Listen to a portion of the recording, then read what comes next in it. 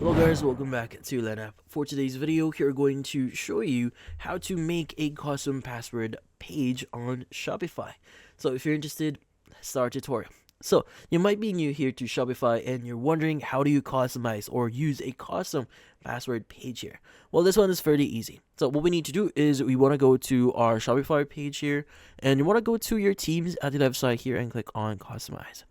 Now in here, what we could do is we want to go ahead and basically go to the very top here. As you can see, by default, it's going to be homepage. Now the thing with Shopify's editor here is you can change different pages.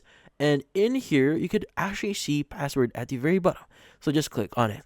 Now in here, it will show you your current password page, which in this case, you could go ahead and still customize this one.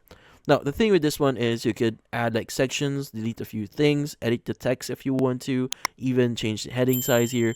Now, you could also go to the banner itself and upload an image or background image that you want to do here, or use here. You have the image over opacity here and a lot more. Now, as an example, maybe I want to add a section. Let's go and click on add section here.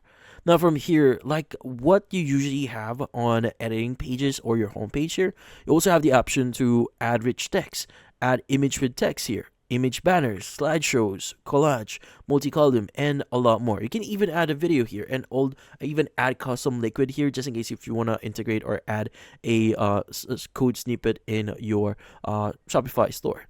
But yeah, so in this case, that's about it. So this is how you customize or have a custom password page in Shopify. But in this case, that's about it.